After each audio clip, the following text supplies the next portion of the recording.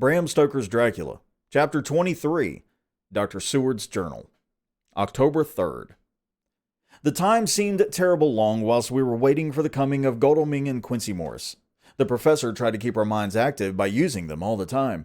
I could see his beneficent purpose by the sidelong glances he threw from time to time at Harker. The poor fellow is overwhelmed in a misery that is appalling to see. Last night he was a frank, happy-looking man, with a strong and youthful face, full of energy, and with dark brown hair. Today he is drawn, a haggard old man, whose white hair matches well with the hollow, burning eyes and grief-written lines of his face. His energy is still intact. In fact, he is like a living flame.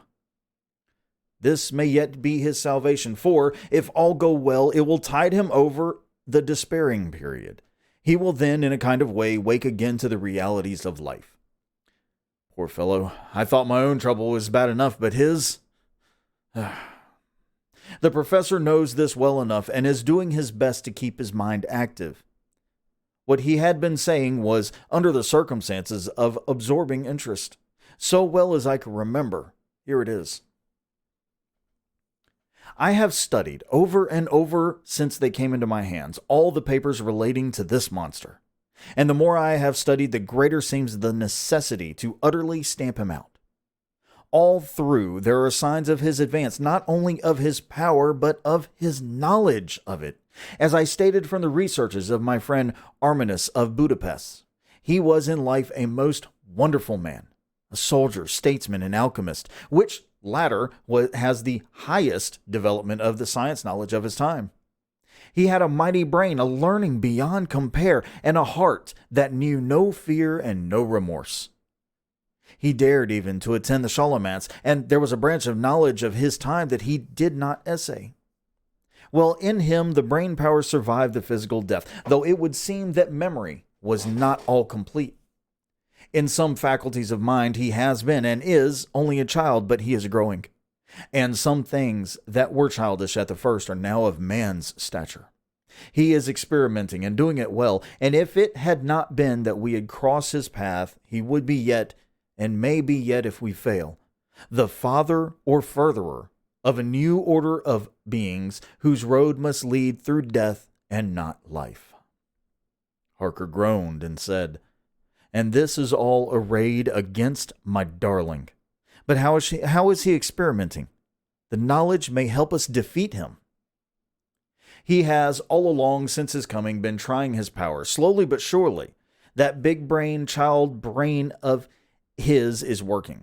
Well, for us it is, as yet a child brain, for he had dared, at first, to attempt certain things he would long ago have been beyond our power. However, he means to succeed, and a man who has centuries before him can afford to wait and go slow. Festina lente may well be his motto. "I fail to understand," said Harker wearily. "Oh, do be more plain to me. Perhaps grief and trouble are dulling my brain." The professor laid his hand tenderly on his shoulder as he spoke. "Ah, my child, I will be plain. Do you not see how of late this monster has been creeping into knowledge experimentally, how he has been making use of the zoophagous patient to effect his entry into friend John's home? For your vampire, though in all afterwards he can come when and how he will, must at first make entry only when asked thereto by an inmate. But these are not his most important experiments. Do we not see how at first all these so great boxes were moved by others? He knew not then that that must be so. But all the time that so great child brain of his was growing, and he began to consider whether he might not himself move the box. So he began to help, and then when he found that this be all right, he tried to move them all alone. And so he progressed, and he scattered these graves of him, and none but he know where they are hidden. He may have intended to bury them deep in the ground so that he only use them in the night, or at such time as he can change his form. They do him equal well. And none may know these are his hiding places. But, my child, do not despair. This knowledge come to him just too late. Already all of his lairs but one be sterilized as for him, and before the sunset this shall be so. Then he may have no place where he can move and hide. I delayed this morning that so we might be sure. Is there not more at stake for us than for him? Then why we not be even more careful than him? By my clock, it is 1 hour, and already, if all be well, friend Arthur and Quincy are on their way to us. Today is our day, and we must be sure, if slow, and lose no chance. See, there are 5 of us when those absent ones return. Whilst he was speaking, we were startled by a knock at the hall door, the double postman's knock of the telegraph boy. We all moved out to the hall with one impulse, and Van Helsing, holding up his hand to us to keep silence, stepped to the door and opened it. The boy handed in a dispatch. The professor closed the door again and, after looking at the direction, opened it and read aloud. Look out for D. He has just now, 12:45, come from Carfax hurriedly and hastened towards the south. He seems to be going the round and may want to see you. Mina. There was a pause, broken by Jonathan Harker's voice. Now, God be thanked, we shall soon meet. Van Helsing turned to him quickly and said, God will act in his own way and time. Do not fear and do not rejoice as yet, for what we wish for at the moment may be our undoings. I care for nothing now, he answered hotly, except to wipe out this brute from the face of creation. I would sell my soul to do it. Oh, hush, hush, my child, said Van Helsing. God does not purchase souls in this wise, and the devil, though he may purchase, does not keep faith. But God is merciful and just, and knows your pain and your devotion to that dear Madam Mina. Think you how her pain would be doubled did she but hear your wild words. Do not fear any of us. We are all devoted to this cause, and today shall see the end. The time is coming for action. Today this vampire is limited to the powers of man, and till sunset he may not change. It will take him time to arrive here. See, it is 20 minutes past 1, and there are yet some times before he can hither come, be he never so quick. What we must hope for is that my Lord Arthur and Quincy arrive first. About an hour and a half after we had received Mrs. Harker's telegram, there came a quiet, resolute knock at the hall door. It was just an ordinary knock, such as is given hourly by thousands of gentlemen, but it made the professor's heart and mind beat loudly. We looked at each other, and together moved out into the hall. We each held ready to use our various armaments, the spiritual in the left hand, the mortal in the right. Van Helsing pulled back the latch and, holding the door half open, stood back, having both hands ready for action. The gladness of our hearts must have shone upon our faces when on the step close to the door we saw Lord Godalming and Quincy Morris. They came quickly in and closed the door behind them, the former saying, as they moved along the hall, It is all right. We found both places, 6 boxes in each, and we destroyed them all. Destroyed? Asked the professor. For him. We were silent for a moment, and then Quincy said, There's nothing to do but to wait here. If, however, he doesn't turn up by 5 o'clock, we must start off, for it won't do to leave Mrs. Harker alone after sunset. He will be here before long now, said Van Helsing, who had been consulting his pocketbook. Nota bene. In Madam's telegram, he went south from Carfax. That means he went across the river, and he could only do so at slack of tide, which should be something before 1 o'clock. That he went south has a meaning for us. He is, as yet, only suspicious, and he went from Carfax first to the place where he would suspect interference least. You must have been at Bermondsey only a short time before him. That he is not here already shows that he went to Mile End next. This took him some time, for he would then have to be carried over the river in some way. Believe me, my friends, we shall not have long to wait now.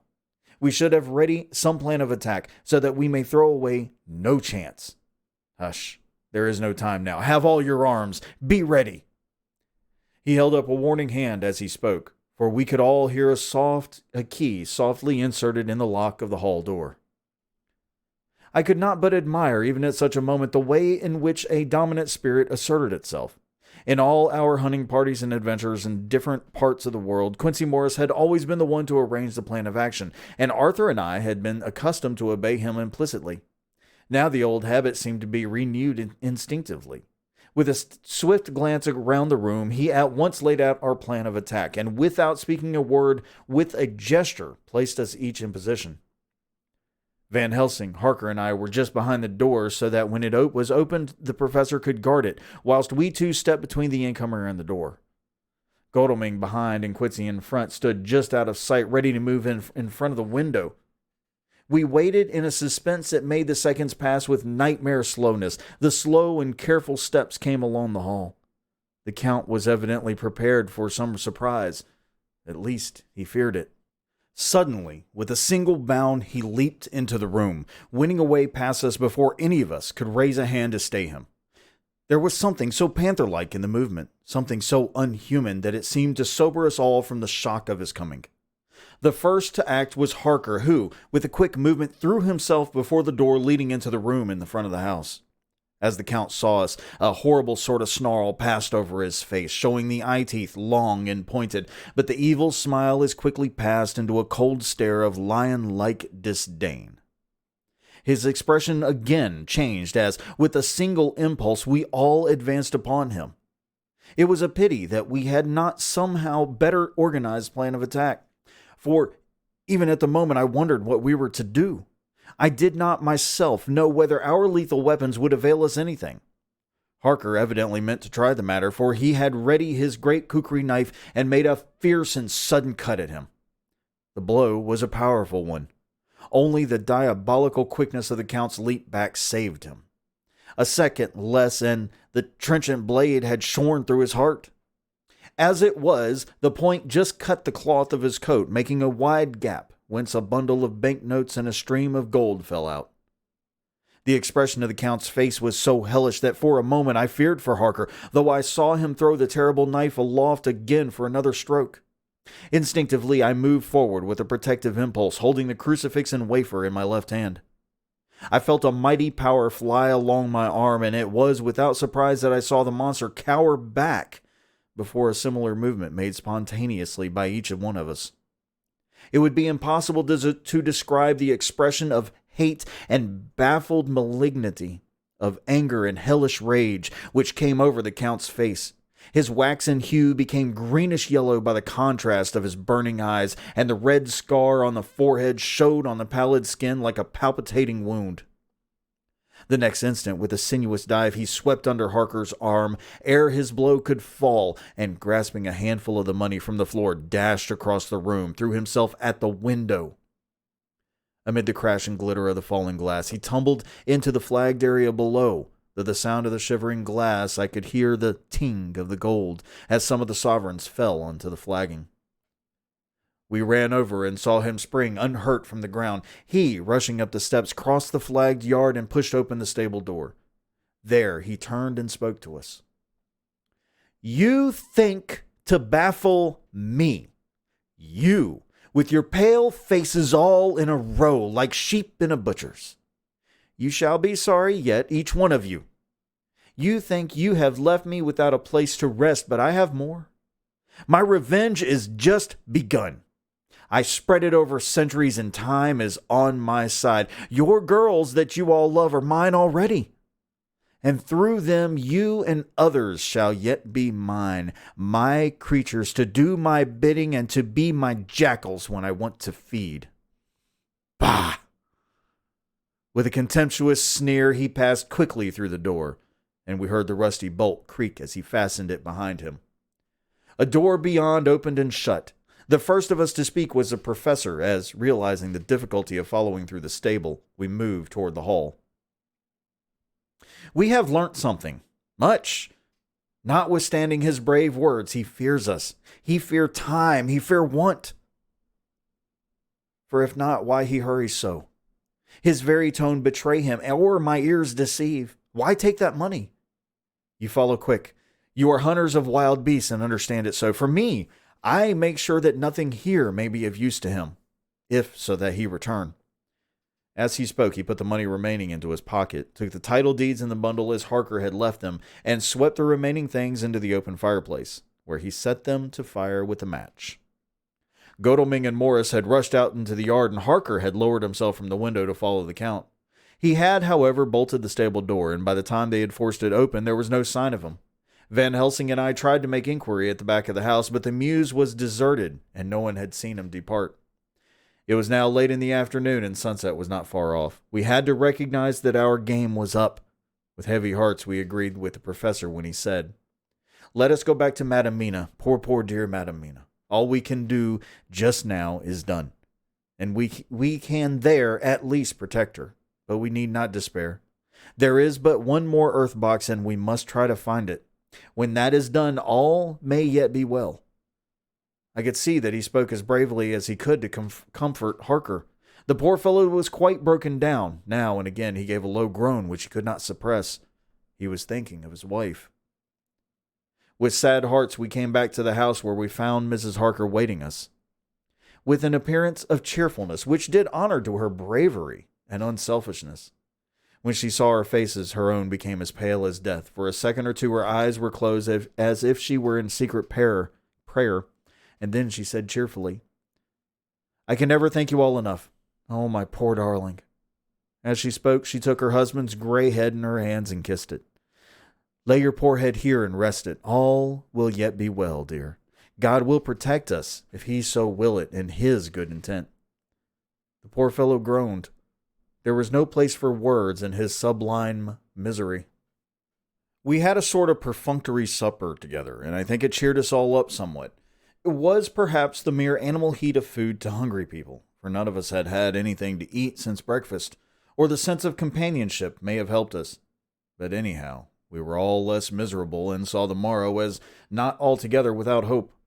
True to our promise, we told Mrs. Harker everything which had passed, and although she grew snowy white at times when danger had seemed to threaten her husband, and red at others when his devotion to her was manifested, she listened bravely and with calmness. When we came to the part where Harker had rushed at the Count so recklessly, she clung to her husband's arm and held it tight, as though her clinging could protect him from any harm that might come. She said nothing, however, till the narration was all done and matters had been brought right up to the present time. Then, without letting go her husband's hand, she stood up amongst us and spoke. Oh, that I could give any idea of the scene, of that sweet, sweet, good woman in all the radiant beauty of her youth and animation, with the red scar on her forehead, of which she was conscious, and which we saw with grinding of our teeth, remembering whence and how it came, her loving kindness against our grim hate, her tender faith against all our fears and doubting, and we, knowing that so far as symbols went, she, with all her goodness and purity and faith, was outcast from God. "Jonathan," she said, and the words sounding like music on her lips, it was so full of love and tenderness. "Jonathan, dear, and you all my true friends, I want you to bear something in mind through all this dreadful time. I know that you must fight, that you must destroy, even as you destroyed the false Lucy, so that the true Lucy might live hereafter. But it is not a work of hate. That poor soul who was wrought all this misery is the saddest case of all. Just think what will be his joy when he too is destroyed, in his worser part, that his better part may have a spiritual immortality. You must be pitiful to him too, though it may not hold your hands from his destruction." As she spoke, I could see her husband's face darken and draw together, as though the passion in him were shriveling his being to its core. Instinctively, the clasp on his wife's hand grew closer, till his knuckles looked white. She did not flinch from the pain, which I knew she must have suffered, but looked at him with her eyes that were more appealing than ever. As she stopped speaking, he leaped to his feet, almost tearing his hand from hers as he spoke. "May God give him into my hand just for long enough to destroy that earthly life of him which we are aiming at. If beyond it I could send his soul forever and ever to burning hell, I would do it." Oh, hush, in the name of the good God, don't say such things, Jonathan, my husband, or you will crush me with fear and horror. Just think, my dear, I have been thinking all this long day of it, that perhaps some day I too may need such pity, and that some other like you, and with equal cause for anger, may deny it to me. Oh, my husband, indeed, I would have spared you such a thought had there been another way, but I pray that God may not have treasured your wild words, except as the broken-hearted wail of a very loving and sorely stricken man. Oh God, let these poor white hairs go in evidence of what he has suffered, who all his life has done no wrong, and on whom so many sorrows have come. We men were all in tears now. There was no resisting them, and we wept openly. She wept too to see that her sweeter counsels had prevailed. Her husband flung himself on his knees beside her, and putting his arms round her, hid his face in the folds of her dress. Van Helsing beckoned to us, and we stole out of the room, leaving the two loving hearts alone with their God. Before they retired, the professor fixed up the room against any coming of the vampire, and assured Mrs. Harker that she might rest in peace.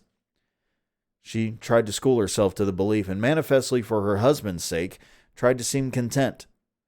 It was a brave struggle, and was, I think and believe, not without its reward. Van Helsing had placed at hand a bell, which either of them was to sound in case of any emergency.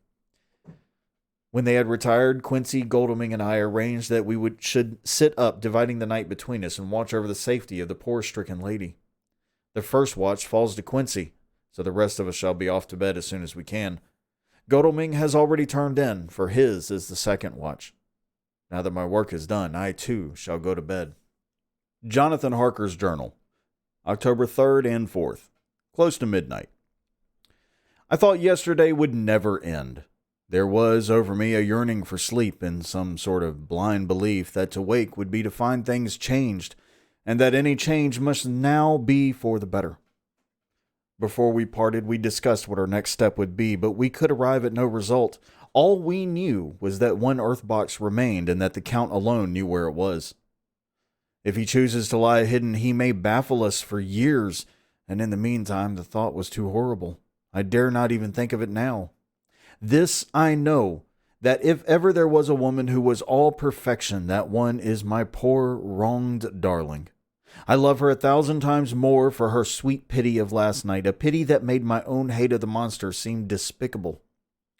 Surely God will not prevent the world to be the poorer by the loss of such a creature. This is hope to me.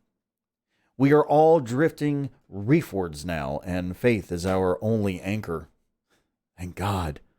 Mina is sleeping, and sleeping without dreams. I fear what her dreams might be like, with such terrible memories to ground them in. She has not been so calm within my seeing since the sunset. Then for a while there came over her face a repose which was like the spring after the blasts of March. I thought at the time that it was a softness of the red sunset on her face, but somehow now I think it has a deeper meaning.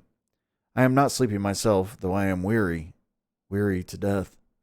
However, I must try to sleep, for there is tomorrow to think of, and there is no rest for me until... Later. I must have fallen asleep, for I was awakened by Mina, who was sitting up in the bed with a startled look on her face. I could see easily, for we did not leave the room in darkness. She had placed a warning hand over my mouth, and now she whispered in my ear, "Hush, there's someone in the corridor." I got up softly and, crossing the room, gently opened the door. Just outside, stretched on a mattress, lay Mr. Morris, wide awake. He raised a warning hand for silence as he whispered to me, "Hush, go back to bed. It is all right. One of us will be here all night. We don't mean to take any chances." His look and gesture forbade discussion, so I came back and told Mina. She sighed, and positively a shadow of a smile stole over her poor, pale face as she put her arms around me and said softly, "Oh, thank God for good, brave men." With a sigh, she sank back down again to sleep. I write this now as I am not sleepy, though I must try again. October 4th, morning. Once again during the night I was wakened by Mina. This time we had all had a good sleep, for the gray of the coming dawn was making the windows into sharp oblongs, and the gas flame was like a speck rather than a disk of light. She said to me hurriedly, "Go, call the professor. I want to see him at once." "Why?" I asked. "I have an idea. I suppose it must come in the night and matured without my knowing it. He must hypnotize me before the dawn, and then I shall be able to speak.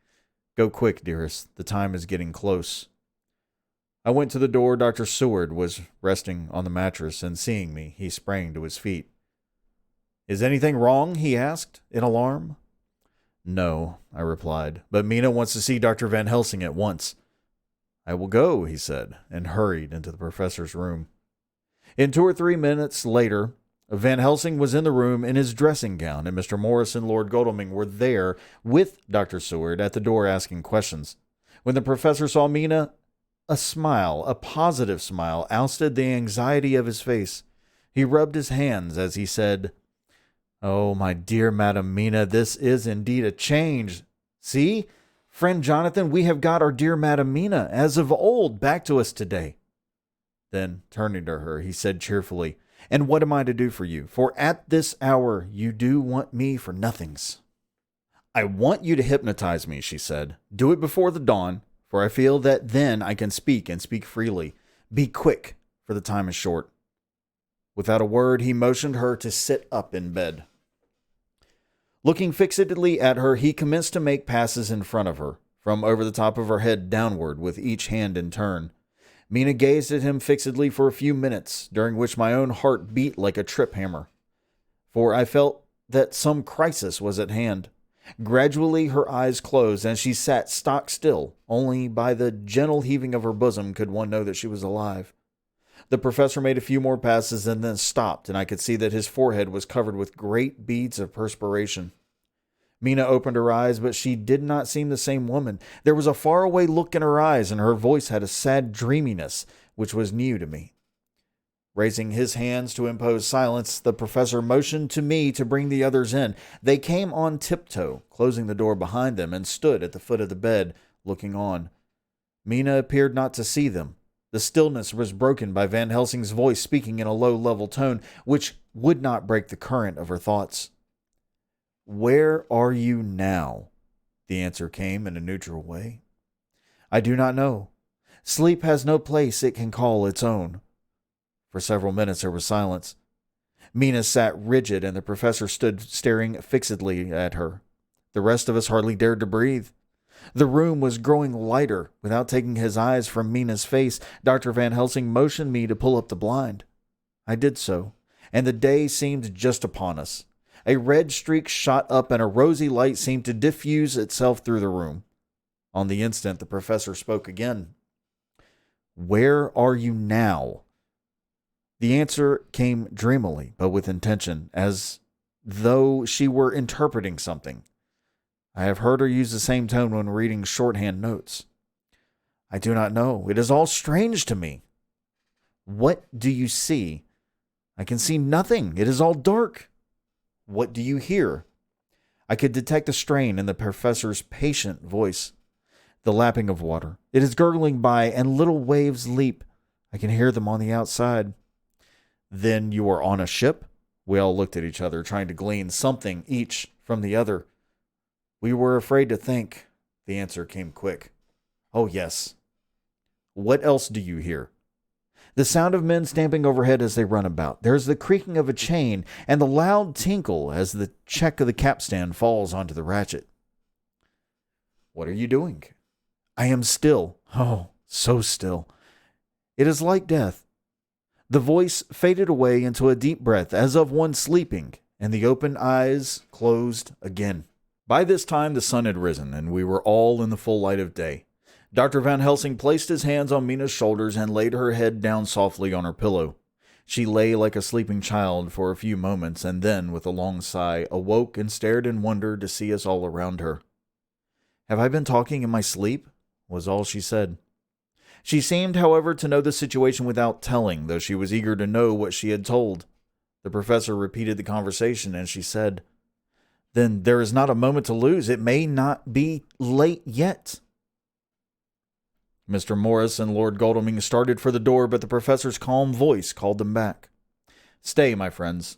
That ship, wherever it was weighing anchor whilst she spoke.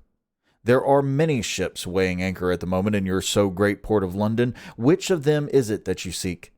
God be thanked that we have once again a clue, though whither it may lead us we know not. We have been blind somewhat, blind after the manner of men, since when we can look back we see what we might have seen looking forward, if we had been able to see what we might have seen. Alas, but that sentence is a puddle, is it not? We can know now what was in the Count's mind when he seized that money, though Jonathan's so fierce knife put him in the danger that even he dread. He meant escape. Do you hear me? Escape. He saw that with but one earth box left, and a pack of men following like dogs after a fox, this London was no place for him. He have take his last earth box on board a ship, and he leave the land. He think to escape, but no, we shall follow him. Tally ho, as friend Arthur would say when he put on his red frock. Our old fox is wily, oh, so wily, and we must follow with wile. I too am wily, and I think his mind in a little while. In the meantime we may rest and in peace, for there are waters between us which he do not one pass, and which he could not if he would, unless the ship were to touch the land, and then only at full or slack tide. See, and the sun is just rose, and all day to sunset is to us. Let us take bath and dress, and have breakfast, which we all need, and which we can eat comfortably, since he be not in the same land with us. Mina looked at him appealingly as she asked, "But why need we seek him further when he has gone away from us?" He took her hand and patted it as he replied, "Ask me nothings yet. When we have breakfast, then I shall answer all questions." He would say no more, and he separated to dress. After breakfast, Mina repeated her question. He looked at her gravely for a minute and then said sorrowfully, "Because, my dear Madam Mina, now more than ever we must find him if we have to follow him to the jaws of hell." She grew paler as she asked faintly, "Why?" "Because," he answered solemnly, "he can live for centuries, and you are but a mortal woman. Time is now to be dreaded, since once he put that mark upon your throat. I was just in time to catch her as she fell forward in a faint." And that ends Bram Stoker's Dracula, chapter 23. And I keep sinking down into my chair. I'm having a hard time sitting up straight. Somebody please do a posture check. Thanks. I'm tired. I'm actually a little bit exhausted at this point. Things are rough, guys. Things are rough again. But, we'll make it through. We'll do what I'll do what I have to do, as I always do. I never stop, and maybe that's part of my problem, is that I never stop. I'm sorry, I'm getting a cough drop. Allergies, and I've cut the grass already today, and things like that. And of course, Jake is so interested in what we're doing here. So what we're gonna do is, you know what? We are going to do what we do on stream here. We're not going to switch over to that particular camera. What we are going to do is we are going to, not zoom in, zoom out just a touch. Let's move the microphone over and say, "Hey, Jake, come on." Oh, here we go. Everybody say hi to Jake. See, this is Jake. Hi, Jake. How you doing, Jake? You want to look over here for me for a minute? You look over here for me for a minute, huh? All right, gentle. Kiss. Good boy, gentle. That's not gentle. You almost got my thumb. But, I'm still working 6 days a week, or I'm back up to 6 days a week. I'm still working, what am I working, 40 hours? 44? I'm working 44 hours a week, which really isn't that bad. But the tired and the exhaustion comes from knowing that I'm not fully capable of taking care of everything that I need to take care of right now, gentle. Good boy. That I'm struggling. Yeah. But I'm going to make it. One way or another, I'm going to make it through everything. We good? All right, we're good. But yeah. Completely glossing over that. Bram Stoker's, we're almost done. Okay, next week is going to be chapter 24. That leaves 25, 26, and 27. This is almost done. Again, I ask, if you want to have everything in one, actually, I'm probably going to do it anyways. If you want to have everything done in one video with no filler in the front, no filler in the back, have it all be chapter 1 through chapter 27 with very few breaks in between, please let me know. I'm probably going to start editing that together today or tomorrow. We'll see. Coming up this week, Thursday night, 8 p.m. Eastern, also on Twitch. Thursday nights, Friday nights, and Saturday nights, bleh, starting at 8 p.m. Eastern is when I stream over on Twitch. We're going to start a new horror game. I'm not sure which it is yet. Still waiting on the results of a poll. If you want to find out or follow me, figure out what's going on with my life or what's going on in my head, I am over on Twitter. And as always, like the video if you liked it, subscribe, and hit that notification bell if you want to be notified when new videos are live. If anybody has any kind of suggestions, comments, whatever, doesn't matter, please throw them in the comments. Join my Discord, track me down any way that you need. Right now, what should be on screen is a subscribe button right there, a playlist button right there. And I'm going to go ahead and put all this together. You guys have a great weekend, and I'll catch you next Sunday. Bye.